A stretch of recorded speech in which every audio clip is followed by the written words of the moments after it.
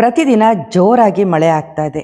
ಕರ್ನಾಟಕದಾದ್ಯಂತ ಮಾತ್ರ ಅಲ್ಲ, ಬೇರೆ ರಾಜ್ಯಗಳಲ್ಲೂ ಕೂಡ ಗಾಳಿ ಸಮೇತ ಮಳೆ ಬರ್ತಾ ಇದೆ. ಹಾಗಾದ್ರೆ ಈ ಮಳೆ ಜೊತೆನಲ್ಲಿ ಬೀಳ್ತಾ ಇರುವಂತ ಆಲಿಕಲ್ಲು ಇದು ಹೇಗಾಗುತ್ತೆ? ಮತ್ತೆ ಬಿಲ್ಗೇಟ್ಸ್ಗೂ ಆಲಿಕಲ್ಗೂ ಏನಾದರೂ ಸಂಬಂಧ ಇದೆಯಾ? ಮತ್ತೆ ಈ ಬೀಳುವಂತ ಆಲಿಕಲ್ಲಿನಿಂದ ಆಗಿರುವಂತ ಅನಾಹುತಗಳೇನು? ಇದೆಲ್ಲದರ ಬಗ್ಗೆ ಇವತ್ತಿನ ವಿಡಿಯೋದಲ್ಲಿ ನಾನು ಹೇಳ್ತೀನಿ. ನೀವು ನೋಡ್ತಿದ್ದೀರಾ ವಾಯ್ಸ್ ಆಫ್ ಪದ್ಮ.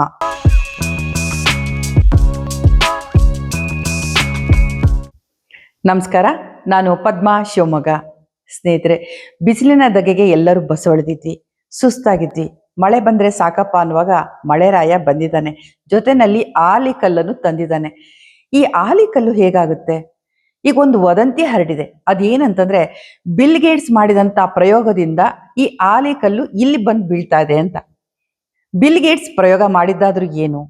ಹಾಗಾದ್ರೆ ಅವನು ಮಾಡಿದ ಪ್ರಯೋಗದಿಂದ ಆಲಿಕಲ್ಲು ಇಲ್ಲಿ ಬೀಳ್ತಿದ್ಯಾ? ಇದರ ಬಗ್ಗೆ ಒಂದು ಫ್ಯಾಕ್ಟ್ ಚೆಕ್ ಅನ್ನು ಕೂಡ ನಾವು ಮಾಡ್ಕೊಳ್ಳೋಣ ಬನ್ನಿ.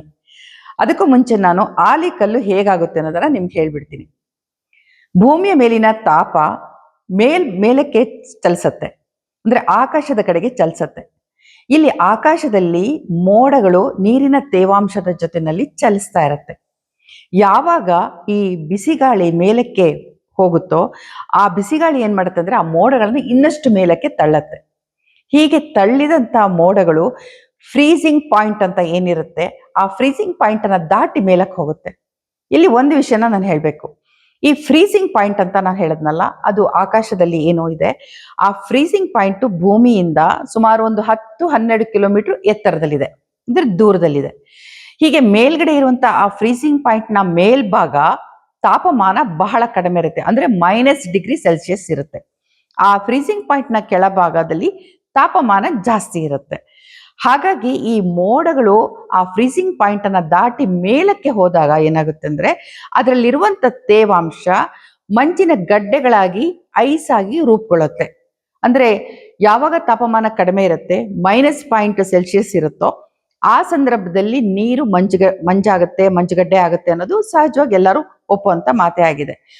ಹೀಗೆ ಯಾವಾಗ ಐಸ್ ಆಗುತ್ತೋ ಆ ಐಸು ಅಂದ್ರೆ ಮಂಜುಗಡ್ಡೆ, ಪುಟ್ಟ ಪುಟ್ಟ ಮಂಜುಗಡ್ಡೆಯ ಬಾಲ್ಗಳಿರ್ಬೋದು, ಅದೇನಾಗುತ್ತೆ ಅಂದ್ರೆ ಮೋಡದೊಳಗಡೆ ಗಾಳಿಯ ರಭಸಕ್ಕೆ, ಹೊಡೆತಕ್ಕೆ ಮೇಲೆ ಕೆಳಗೆ ಚಲಿಸ್ತಾ ಇರುತ್ತೆ. ಹೀಗೆ ಚಲಿಸ್ತಾ ಅದೇನಾಗುತ್ತೆ, ಗಾಳಿಯ ಜೊತೆನಲ್ಲಿ ಬಂದಂತ ತೇವಾಂಶಗಳನ್ನ ತನ್ನ ಕಡೆಗೆ ಆಕರ್ಷಿಸ್ತಾ ಹೋಗುತ್ತೆ. ಆಕರ್ಷಿಸೋದು ಅಂದ್ರೆ ಅದು ರೋಲ್ ಆದಂಗೆಲ್ಲ ಏನಾಗುತ್ತೆ, ಆ ನೀರಿನ ತೇವಾಂಶ ಮತ್ತೆ ಮತ್ತೆ ಆ ಮಂಜುಗಡ್ಡೆ ಮೇಲೆ ಕೂರ್ತಾ ಹೋಗುತ್ತೆ. ಆಗ ಅಲ್ಲಿ ಪದರದ ರೀತಿನಲ್ಲಿ ಮಂಜುಗಡ್ಡೆ ದೊಡ್ಡದಾಗ್ತಾ ಹೋಗುತ್ತೆ. ಈ ಮಂಜುಗಡ್ಡೆ ನೀವು ಕೆಳಗಡೆ ಭೂಮಿ ಮೇಲೆ ಬಿದ್ದಾಗ ನೋಡ್ಬಹುದು, ಅದು ನೋಡಿದಾಗ ಈರುಳ್ಳಿಯ ಪದರದ ತರ ಲೇಯರ್ ಇರುತ್ತೆ. ಈ ಲೇಯರ್ ಆಗೋದಕ್ಕೆ ಕಾರಣ ಈ ಒಂದು ಪ್ರಕ್ರಿಯೆ. ಈ ರೀತಿ ಆದಂತಹ ಮಂಜುಗಡ್ಡೆ ಮೋಡದ ಜೊತೆನಲ್ಲಿ ತೇಲ್ತಾ ಇರುತ್ತೆ. ಒಂದು ಸಾರಿ ಅದು ತುಂಬಾ ಭಾರ ಆದಾಗ, ಅಂದ್ರೆ ಮಂಜುಗಡ್ಡೆ ದೊಡ್ಡದಾಗ್ತಾ ಭಾರ ಆದಾಗ ಅದು ಕೆಳಗಡೆಗೆ ಬರಕ್ ಶುರುವಾಗುತ್ತೆ, ಒಡೆದು ಭೂಮಿಯ ಕಡೆಗೆ ಬರುತ್ತೆ. ಆಗನೇ ಉಂಟಾಗೋದು ಈ ಆಲಿಕಲ್ಲಿನ ಮಳೆ. ಆಲಿಕಲ್ಲು ಸೃಷ್ಟಿ ಆಗೋದಕ್ಕೆ ಒಂದು ವಾತಾವರಣ ಸೃಷ್ಟಿ ಇರ್ಬೇಕಾಗತ್ತಲ್ಲಿ. ಅಂದ್ರೆ ಆಕಾಶದಲ್ಲಿ ಏನು ಗಾಳಿ ಮತ್ತೆ ಮೋಡ ಯಾವ ರೀತಿ ಇರ್ಬೇಕಾಗತ್ತೆ ಅಂತಂದ್ರೆ, ಅದನ್ನ ಹೇಳ್ತಾರೆ ಗುಡುಗು ಮೋಡ ಅಂತ ಹೇಳ್ತಾರೆ, ಅದನ್ನ ಥಂಡರ್ ಹೆಡ್ ಅಂತ ಇಂಗ್ಲಿಷ್ ಅಲ್ಲಿ ಹೇಳ್ತಾರೆ, ಇನ್ನೊಂದು ಕ್ಯುಮುಲೋ ನಿಂಬಸ್ ಅಂತಾನು ಹೇಳ್ತಾರೆ. ಈ ಮೋಡ ಅಲ್ಲಿ ಅತ್ಯಗತ್ಯವಾಗಿ ಬೇಕಾಗಿರುತ್ತೆ. ಅಂದ್ರೆ ಈ ಮೋಡ ಹೇಗಿರುತ್ತೆ ಅಂತ, ತಳಭಾಗದಲ್ಲಿ ದಟ್ಟ ಕಪ್ಪು ಬಣ್ಣದಿಂದ ಕೂಡಿರುತ್ತೆ. ಅಂದ್ರೆ ನಾವು ನೋಡ್ತೀವಲ್ಲ, ಏನೇನ್ ಮಳೆ ಬಂದ್ಬಿಡುತ್ತಪ್ಪ ಅಂತ ನಮ್ಗೆ ಗೊತ್ತಾಗ್ಬಿಡುತ್ತೆ. ಅದು ಅಷ್ಟು ದಟ್ಟವಾದ ಕಪ್ಪುದು ಮತ್ತೆ ಫ್ಲಾಟ್ ಆಗಿರುತ್ತೆ. ನೀವು ನೆಲದ ರೀತಿ ಫ್ಲಾಟ್ ಆದಂತ ಒಂದು ನೆಲದ ರೀತಿನಲ್ಲಿ ಮೇಲ್ಗಡೆ ಮೋಡ ತಳಭಾಗ ಸಮತಲವಾಗಿರುತ್ತೆ. ಆದ್ರೆ ಅದ್ರ ಮೇಲ್ಭಾಗದಲ್ಲಿ ಮೋಡ ಬೆಳೀತಾ ಹೋಗುತ್ತೆ. ಎಷ್ಟು ಎತ್ತರಕ್ಕೆ ಬೆಳಿಬಹುದು ಈ ಮೋಡ, ಗುಡುಗು ಮೋಡ? ನೀವು ಊಹೆ ಮಾಡಬಲ್ರ? 1 ಅಡಿ 2 ಅಡಿ 10 ಅಡಿ ಅಂತೀರಾ? ಖಂಡಿತ ಅಲ್ಲ. ಸುಮಾರು 40,000ದಿಂದ 50,000 ಅಡಿವರೆಗೆ ನೇರವಾಗಿ ಲಂಬಾಕಾರದಲ್ಲಿ ಬೆಳೀತಾ ಹೋಗುತ್ತೆ. ಹೀಗೆ ಹರಡೋದಲ್ಲ, ಹೀಗೆ ನೇರವಾಗಿ ಆಕಾಶದ ಕಡೆಗೆ ಅದು ಬೆಳೀತಾ ಹೋಗುತ್ತೆ. ಅದು ಎಷ್ಟು ದೊಡ್ಡ ಪ್ರಮಾಣದಲ್ಲಿ ಇರುತ್ತೆ ಅಂತಂದ್ರೆ, ಒಂದು ಪರ್ವತ ಆಕಾರದಲ್ಲಿ ಇರುತ್ತೆ ಅಂತಾನೆ ಹೇಳ್ಬೋದು. ಈಗ ಒಂದು ಕಲ್ಪಿಸ್ಕೊಳ್ಬೋದಾದ್ರೆ, ನಾವು ಹಿಮಾಲಯ ಪರ್ವತವನ್ನ ತಳಭಾಗವನ್ನ ಕತ್ತರಿಸಿ ಇಡೀ ಪರ್ವತವನ್ನ ಆಕಾಶದ ಕಡೆಗೆ ಚಿಮ್ಮಿದ್ರೆ ಅದು ತೇಲ್ತಿದ್ರೆ ಹೆಂಗ್ ಕಾಣಿಸ್ಬೋದು, ಆ ರೀತಿ ಈ ಮೋಡಗಳು, ಗುಡುಗು ಮೋಡಗಳು ತೇಲ್ತಾ ಇರತ್ತೆ. ಇದು ಬಹಳ ಅಪಾಯಕಾರಿ. ಯಾಕಂದ್ರೆ ವಿಮಾನ ಹಾರಾಟ ಆಗುವಾಗ ಈ ತರದ ಏನು ಗುಡುಗು ಮೋಡಗಳೇನಾದ್ರು ಎದುರಾಯ್ತು ಅಂತಂದ್ರೆ ತುಂಬಾ ಅಪಾಯ ಇರುತ್ತೆ. ಮತ್ತೆ ಈ ದಟ್ಟವಾದಂತ ಇಷ್ಟು ದೊಡ್ಡ ಮೋಡಗಳೇ ಒಡೆದು ಕೊನೆಗೆ ಅಂದ್ರೆ ಭೂಮಿಯ ತಾಪಮಾನಕ್ಕೆ ಸಿಲುಕಿದಾಗ ಕೆಳಗೆ ಭಾರ ತಡಿಲಾದ ಕೆಳಕ್ಕೆ ಬಂದಾಗ ಒಡೆದು ಆಲಿಕಲ್ಲು ಭೂಮಿ ಮೇಲೆ ಬೀಳುತ್ತೆ ಅಂದ್ರೆ ಅದು ಎಷ್ಟು ದೊಡ್ಡ ಪ್ರಮಾಣದಲ್ಲಿ ಬೀಳ್ಬೋದು ಅಂತ ನೀವು ಊಹೆ ಮಾಡ್ಬೋದು. ಈಗ ಈ ಬಿಲ್ ಗೇಟ್ಸ್ಗೂ ಮತ್ತೆ ಆಲಿಕಲ್ಲಿಗೂ ಏನ್ ಸಂಬಂಧ ಅಂತ ನೋಡೋಣ. ಮಾರ್ಚ್ನಲ್ಲಿ ಉತ್ತರ ಕರ್ನಾಟಕದಾದ್ಯಂತ ಜೋರಾದ ಆಲಿಕಲ್ಲಿನ ಮಳೆ ಆಯಿತು. ಆಗ ಅದು ಒಂದು ಬಿಸಿಲ ನಾಡು ಉತ್ತರ ಕರ್ನಾಟಕ. ಸುಮಾರು ಒಂದು 15 ಜಿಲ್ಲೆಗಳಲ್ಲಿ ಎಷ್ಟು ದೊಡ್ಡ ಪ್ರಮಾಣದಲ್ಲಿ ಆಲಿಕಲ್ಲಿನ ಮಳೆ ಆಯ್ತು ಅಂದ್ರೆ ರಸ್ತೆ ಎಲ್ಲ ಬೆಳಗಾಯ್ತು. ಅಷ್ಟೇ ಅಲ್ಲ, ರೈತರ ಬೆಳೆ ಬೆಳೆದಂತ ಜಮೀನು ಕೂಡ ಬೆಳ್ಳಗೆ ಹೊಳೆಯೋದಕ್ಕೆ ಶುರುವಾಯ್ತು. ಈ ರೀತಿ ಎಲ್ಲಾ ಕಡೆನಲ್ಲಿ ರಸ್ತೆಗಳಲ್ಲಂತೂ 1 ಅಡಿಯಿಂದ 2 ಅಡಿವರೆಗೆ ಮಂಜು ತುಂಬಿ ಹೋಯ್ತು. ವಾಹನಗಳು ಚಲಿಸೋದಕ್ಕೆ ಕಷ್ಟ ಆಯ್ತು, 2 ವೀಲರ್ ಹೋಗೋದ್ ಕಷ್ಟ ಆಯ್ತು, ಕಾರಲ್ಲಿ ಓಡಾಡೋದ್ ಕಷ್ಟ ಆಯ್ತು. ಆದ್ರೆ ಆ ಜನಕ್ಕೆ ಆ ಮಂಜನ್ನ ನೋಡ್ತಿದ್ದಾಗೆ ತುಂಬಾ ಖುಷಿ, ಯಾಕಂದ್ರೆ ಅಪರೂಪಕ್ಕಂಥದ್ದೊಂದು ಅನುಭವ. ಒಂದು ಕಾಶ್ಮೀರದ ತರ ಆಗೋಯ್ತಲ್ಲ ನಮ್ಮೂರು ಅಂತೇಳಿ ಸಂಭ್ರಮದಿಂದ ಕುಣಿದಾಡಿದ್ರು, ಕುಪ್ಪಳಿಸಿದ್ರು, ಎಲ್ಲ ಮಾಡಿದ್ರು. ಆಮೇಲೆ ಅದನ್ನ ಸಾಮಾನ್ಯವಾಗಿ ಚಿಕ್ಕ ಮಕ್ಕಳಿಂದ ಹಿಡಿದು ಎಲ್ಲರೂ, ನಾವು ನೀವು ಎಲ್ಲರೂ ಮಾಡಿರ್ತೀವಿ. ಮಂಜುಗಡ್ಡೆ ಬಿದ್ದ ತಕ್ಷಣ, ಕೈಗೆ ಸಿಕ್ಕ ತಕ್ಷಣನೇ ತೆಗೆದು ಬಾಯಿಗೆ ಹಾಕೊಳ್ತೀವಿ. ಬಾಯಿ ಹಾಕೊಂಡು ಎಂಜಾಯ್ ಮಾಡ್ತೀವಿ. ಅಂದ್ರೆ ಏನೋ ಒಂದು ಖುಷಿ, ಆಕಾಶದಿಂದ ಬಿದ್ದಿದೆ ಅಂತೇಳಿ. ಹಾಗೆ ತುಂಬಾ ಜನ ಅದನ್ನ ಬಾಯಿಗೆ ಹಾಕೊಂಡ್ರು, ರೀಲ್ಸ್ ಮಾಡಿದ್ರು, ಸೋಷಿಯಲ್ ಮೀಡಿಯಾದಲ್ಲಿ ಹರಿಬಿಟ್ರು. ಆಮೇಲೆ ಒಂದು ಸುದ್ದಿ ಹರಡ್ತು. ಅದೇನು ಅಂತಂದ್ರೆ, ಬಿಲ್ ಗೇಟ್ಸ್ ಕೆಮಿಕಲ್ ಅನ್ನ, ಏನ್ ರಾಸಾಯನಿಕವನ್ನ ಮೇಲೆ ಮೋಡಗಳ ಮೇಲೆ ಚೆಲ್ಲಿ ಮಳೆ ಬರ್ಸೋದಕ್ಕೆ ಏನ್ ಪ್ರಯೋಗ ಮಾಡ್ತಿದ್ದ, ಅದರಿಂದಾಗಿ ಈ ಆಲಿಕಲ್ಲು ನಿರ್ಮಾಣ ಆಗಿದೆ. ಕೆಮಿಕಲ್ ಸಹಿತ ಆಲಿಕಲ್ಲಿದು, ರಾಸಾಯನಿಕದಿಂದ ಆಗಿರುವ ಆಲಿಕಲ್ಲಿದು ಅನ್ನುವಂಥ ಸುದ್ದಿ ಹರಡ್ತು. ಬಾಯಿಗೆ ಹಾಕೊಂಡವರೆಲ್ಲ ಬೆಚ್ಚಿ ಬಿದ್ರು. ಆದ್ರೆ ಇಂದು ನಿಜವನ್ನ ಹೇಳಬೇಕು, ಬಿಲ್ ಗೇಟ್ಸ್ ಪ್ರಯೋಗಕ್ಕೂ ಆಲಿಕಲ್ಗೂ ಯಾವುದೇ ಸಂಬಂಧ ಇಲ್ಲ. ಬಿಲ್ ಗೇಟ್ಸ್ ಮಾಡಿದ ಪ್ರಯೋಗ ಏನು? Bill Gates solar bio engineering ಅನ್ನೋಂಥ ಒಂದು ಪ್ರಯೋಗವನ್ನ ಮಾಡಬೇಕು, ಒಂದು ಪ್ರಾಜೆಕ್ಟ್ ಅನ್ನ ಸಿದ್ಧ ಮಾಡ್ತಾರೆ. ಆ ಪ್ರಾಜೆಕ್ಟ್ ಸೂರ್ಯನ ಏನು ಸೋಲಾರ್ ರೇಡಿಯೇಷನ್ ಇರುತ್ತಲ್ಲ ಅದ್ರ ಮೇಲೆ ಮಾಡಿದಂತ ಒಂದು ಪ್ರಯೋಗ. ಜಿಯೋ ಇಂಜಿನಿಯರಿಂಗ್ ಅಂದ್ರೆ ಏನು ಅಂತ ಹೇಳ್ತೀನಿ. ಅಂದ್ರೆ ಜಿಯೋ ಇಂಜಿನಿಯರಿಂಗ್ ಅಂದ್ರೆ ವಾತಾವರಣವನ್ನ, ಅಂದ್ರೆ ನಮ್ಮ ಪರಿಸರವನ್ನ, ಹವಾಮಾನವನ್ನ ಒಂದು ತಂತ್ರವನ್ನ ಬಳಸಿ, ಅಂದ್ರೆ ತಾಂತ್ರಿಕತೆಯನ್ನ ಬಳಸಿ, ಟೆಕ್ನಾಲಜಿಯನ್ನ ಬಳಸಿ ಬದಲಾವಣೆ ಮಾಡುವಂಥದ್ದು, ಅದನ್ನ ಜಿಯೋ ಇಂಜಿನಿಯರಿಂಗ್ ಅಂತ ಹೇಳ್ತಾರೆ.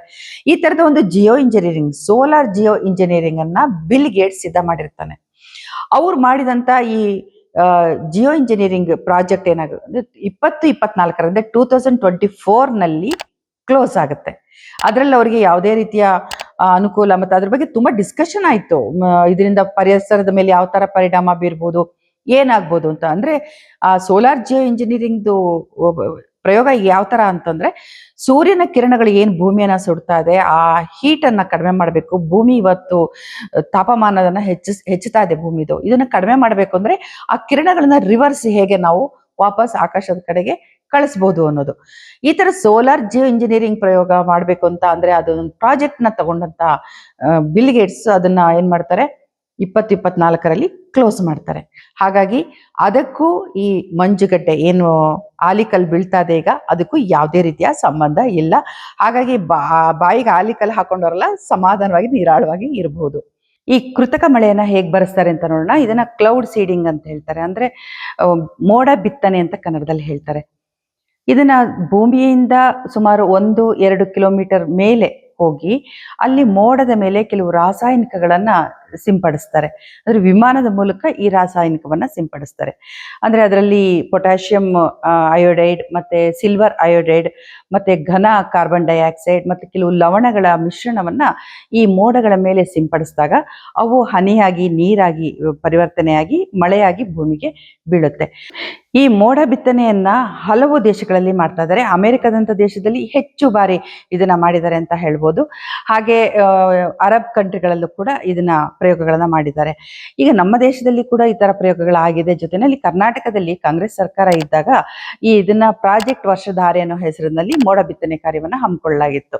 ಅಂದ್ರೆ ಸುಮಾರು 781 ಬಾರಿ ವಿಮಾನವನ್ನ ಆಕಾಶಕ್ಕೆ ಹಾರಿಸಿ ಅಲ್ಲಿ ರಾಸಾಯನಿಕಗಳನ್ನ ಹರಡಲಾಯಿತು. ಮತ್ತದು ಸುಮಾರು 286 ಗಂಟೆಗಳ ಕಾಲ ಈ ಕೆಲಸವನ್ನ ಮಾಡಿದ್ರು. ಅವಾಗ ಒಂದು 20-30% ಅಷ್ಟು ಮಳೆ ಪ್ರಮಾಣ ನಮ್ಗೆ ಸಿಕ್ತು. ಅದಕ್ಕೆ ಒಂದು ಫಲಿತಾಂಶ ಸಿಕ್ಕಿದೆ ಅಂತ ವರದಿ ಹೇಳುತ್ತೆ. ಇನ್ನು ಈ ಆಲಿಕಲ್ಲು ಬೀಳೋದ್ರಿಂದ ಆಗೋ ಅನಾಹುತದ ಬಗ್ಗೆ ಅಷ್ಟು ವಿಷಯನ ತಿಳ್ಕೊಳ್ಳೋಣ.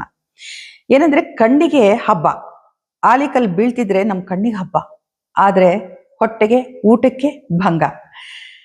ರೈತರು ಬೆಳೆದಂತ ಬೆಳೆಗೆ ಒಂದು ಶಾಪ ಈ ಆಲಿಕಲ್ಲು ಮಳೆ.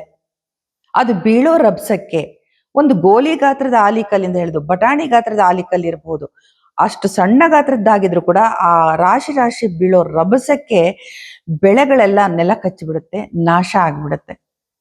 ಹಾಗೆ ಇತ್ತೀಚೆಗೆ ನಡೆದಂತ ಮಾರ್ಚ್ನಲ್ಲಿ ಬಿದ್ದಂತ ಆಲಿಕಲ್ಲು ಮಳೆ ಉತ್ತರ ಕರ್ನಾಟಕದಲ್ಲಿ ಎಲ್ಲ ರೈತರ ಬೆಳೆಯನ್ನ ಪೂರ್ತಿಯಾಗಿ ನಾಶ ಮಾಡ್ತು. ಬಾಳೆ ಎಲೆಗಳೆಲ್ಲ ಸೀಳಿ ಹೋಯ್ತು. ಸೊಪ್ಪನ್ನ ಬೆಳೆದಂಥವ್ರು, ಸಣ್ಣ ಪುಟ್ಟ ಅಂದ್ರೆ ಹಣ್ಣುಗಳನ್ನ ಬೆಳೆದಂಥವ್ರು ಎಲ್ಲ ಕೂಡ ಆಲಿಕಲ್ಲಿನ ಹೊಡೆತಕ್ಕೆ ನಾಶ ಆಗೋಯ್ತು. ದೊಡ್ಡ ನಷ್ಟ ಉಂಟಾಗಿದೆ ಇದರಿಂದ. ಇದಲ್ಲದೆ ಬೇರೆ ಬೇರೆ ರೀತಿಯ ಅನಾಹುತಗಳು ಆಗಿದೆ. ಮತ್ತೆ ಈ ಆಲಿಕಲ್ಲು ಅಷ್ಟು ರಭಸವಾಗಿ ಬೀಳತ್ತಾ ಅಂತ ನೀವು ಪ್ರಶ್ನೆ ಮಾಡಬಹುದು. 1 ಸೆಂಟಿಮೀಟರ್ನ ಆಲಿಕಲ್ಲು ಗಂಟೆಗೆ 30-32 ಕಿಲೋಮೀಟರ್ ಸ್ಪೀಡ್ ನಲ್ಲಿ ನೆಲಕ್ಕೆ ಅಪ್ಪಳಿಸುತ್ತೆ.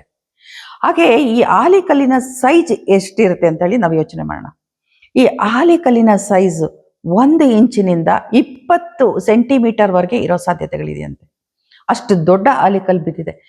ಇತ್ತೀಚೆಗೆ ಉತ್ತರ ಕರ್ನಾಟಕದಲ್ಲಿ ಬಿದ್ದಂತ ಆಲಿಕಲ್ ಮಡಿನಲ್ಲೂ ಕೂಡ ಒಂದು ದೊಡ್ಡ ಕಲ್ಲು ಚಪ್ಪಡಿ ಅಂತ, ಆ ಮಂಜುಗಡ್ಡೆಯ ಚಪ್ಪಡಿಯನ್ನ ಒಬ್ರು ಪ್ರದರ್ಶನ ಮಾಡ್ತಿದ್ರು, ತೋರಿಸ್ತಿದ್ರು ಸೋಷಿಯಲ್ ಮೀಡಿಯಾದಲ್ಲಿ. ಆ ವಿಡಿಯೋ ಕೂಡ ಹರಿದಾಡಿತ್ತು.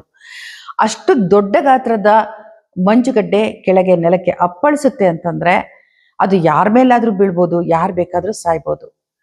ಈ ರೀತಿಯ 1 ಸೆಂಟಿಮೀಟರ್ದು ಇಷ್ಟು 32 ಕಿಲೋಮೀಟರ್ ಸ್ಪೀಡಲ್ಲಿ ಬೀಳುತ್ತೆ ಅನ್ನೋದಾದ್ರೆ 8 ಸೆಂಟಿಮೀಟರ್ನ ಒಂದು ಆಲಿಕಲ್ಲು ಸುಮಾರು ಗಂಟೆಗೆ 170 ಕಿಲೋಮೀಟರ್ ಸ್ಪೀಡಲ್ಲಿ ಬಂದು ನೆಲಕ್ಕೆ ಅಪ್ಪಳಿಸುತ್ತಂತೆ. ಹಾಗೇನಾದ್ರೂ ಬಿತ್ತು ಅಂದ್ರೆ, ಯಾರ ತಲೆ ಮೇಲಾದ್ರೂ ಬಿತ್ತು ಅಂದ್ರೆ ಖಂಡಿತ ಅವನು ಬದುಕೋಕ್ ಸಾಧ್ಯನೇ ಇಲ್ಲ.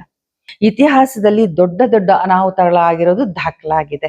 ಅದರಲ್ಲಿ ಒಂದು ನಮ್ಮ ಭಾರತದಲ್ಲಿ ಮುರಾದಾಬಾದ್ನಲ್ಲಿ 1888ರಲ್ಲಿ ಈ ಆಲಿಕಲ್ಲು ಮಳೆಗೆ ದಾಳಿಗೆ ಸಿಲುಕಿ 100 ಜನ ಸತ್ತಿದ್ದಾರೆ ಅಂತೇಳಿ ಗೊತ್ತಾಗಿದೆ. ಅದು ಹೇಗೆ ಗೊತ್ತಾಯ್ತು ಅಂದ್ರೆ, ಮಾನವನ ಮೂಳೆಗಳು ಭೂಮಿಯಲ್ಲಿ ಸಿಕ್ಕಿದಾಗ ಅದನ್ನ ಪರೀಕ್ಷೆ ಮಾಡಿದಾಗ ಗೊತ್ತಾಗಿದೆ ಏನು ಅಂತಂದ್ರೆ, ಬಾತುಕೋಳಿಯ ಮೊಟ್ಟೆಯ ಗಾತ್ರದಷ್ಟು ದೊಡ್ಡದ ಆಲಿಕಲ್ಲು ಬಿದ್ದು ಸುಮಾರು 247 ಜನರು ಸತ್ತಿದ್ದಾರೆ.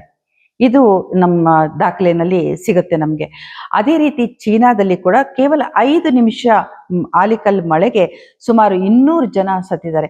ಮನುಷ್ಯರು ಮಾತ್ರ ಅಲ್ಲ, ಪ್ರಾಣಿಗಳು, ಪಕ್ಷಿಗಳು ಕೂಡ ಸಾಯ್ತವೆ. ಎಲ್ಲಕ್ಕಿಂತ ಹೆಚ್ಚಾಗಿ ನಾನು ಹೇಳಿದೆ ಬೆಳೆ ನಾಶ ಆಗುತ್ತೆ ಅಂತ. ಬೆಳೆ ನಾಶ ಆಗೋದಿರ್ಲಿ, ಕೊನೆಗೆ ಸೈನಿಕರು ಸತ್ತಿದ್ದಾರೆ ಅಂದ್ರೆ ನೀವು ನಂಬ್ತೀರಾ? ಹೌದು, ಫ್ರಾನ್ಸ್ ನಲ್ಲಿ ಯುದ್ಧ ನಡೀತಿರೋ ಸಂದರ್ಭದಲ್ಲಿ ದಿಢೀರಂತ ಆಲಿಕಲ್ ಮಳೆ ಸುರಿಯುತ್ತೆ. ಆ ಆಲಿಕಲ್ ಮಳೆಯ ಹೊಡೆತಕ್ಕೆ ಸುಮಾರು 1000ಕ್ಕೂ ಹೆಚ್ಚು ಸೈನಿಕರು ಸಾಯ್ತಾರಂತ. ಎಂತ ವಿಚಿತ್ರ ನೋಡಿ, ಆಲಿಕಲ್ಲಿನ ಮಳೆಗೆ ಸೈನಿಕರು ಸಾಯೋದು ಅಂತಂದ್ರೆ ಅದು ಯುದ್ಧ ನಡೀತಿರುವಾಗ ಸಾವು ಹೇಗೆಲ್ಲ ಬರ್ಬೋದಲ್ಲ. ಈ ರೀತಿಯ ಹಲವು ಪ್ರಕರಣಗಳು ಇತಿಹಾಸದಲ್ಲಿ ದಾಖಲಾಗಿದೆ. ಸ್ನೇಹಿತರೆ, ನೀವು ನೋಡ್ತಾ ಇದ್ರಿ ವಾಯ್ಸ್ ಆಫ್ ಪದ್ಮ. ಈ ವಿಡಿಯೋ ನಿಮ್ಗೆ ಇಷ್ಟ ಆದರೆ ನಮಗೆ ಕಮೆಂಟ್ ಬಾಕ್ಸಲ್ಲಿ ತಿಳಿಸಿ, ಸಬ್ಸ್ಕ್ರೈಬ್ ಮಾಡಿ. ಹಾಗೆ ನಿಮ್ಮ ಅಭಿಪ್ರಾಯಕ್ಕಾಗಿ ನಾವು ಕಾಯ್ತಿರ್ತೀವಿ. ಮತ್ತೆ ಭೇಟಿ ಆಗ್ತೀನಿ. ಅಲ್ಲಿವರೆಗೂ ನಮಸ್ಕಾರ, ಎಲ್ರಿಗೂ ಒಳ್ಳೆಯದಾಗಲಿ.